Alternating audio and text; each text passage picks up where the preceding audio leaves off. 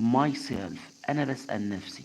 I ask myself يعني أنا بسأل نفسي. myself يعني نفسي. وask يعني أسأل. I ask myself. أنا بسأل نفسي. if يعني إذا I can make one إن أنا أعمل واحدة زيها أو أصنع واحدة. تمام. طبعا يا شطار احنا طبعا أنا زي ما انتم شايفين طبعا دي بس قطعة جميلة وقطعة ظريفة جدا. طبعا أنا ترجمتها كلمة كلمة وحرف حرف. شوف بقى السؤال نمبر A اللي هو رقم A اسمه A.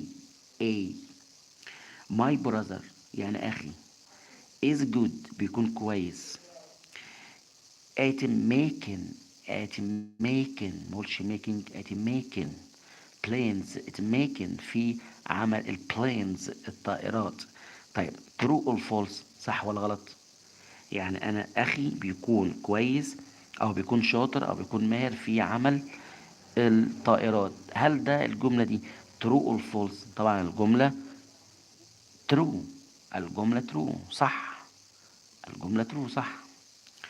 he doesn't like planes. he doesn't like planes.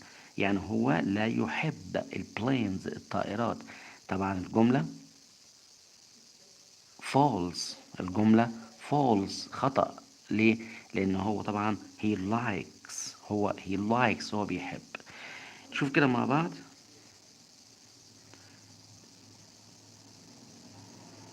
أو he likes that's أو سامح my brother سامح likes يحب making عمل البلينز عمل الطائرات. عشان كده طبعا الجملة خطأ. نمبر سي I made a plane before. يعني أنا I made a plane before يعني أنا صنعت طائرة من قبل. الإجابة true صحيحة. The plane can fly in the sky. The plane can fly in the sky. الطائرة تستطيع الطير في السماء. العبارة true. العبارة صحيحة لأن هو بيطيرها في السماء.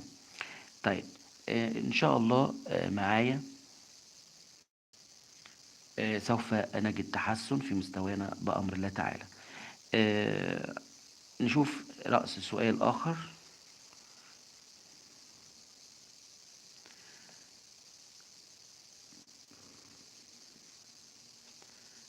finish يعني انهي. the sentences الجمل with words بالكلمات الآتية from من the list من القائمة. في عندنا بعض الكلمات اهو هننهي بيهم هذه الجمل. هاي مرتفع أو عالي. طبعا الجي اتش هنا سايلنت.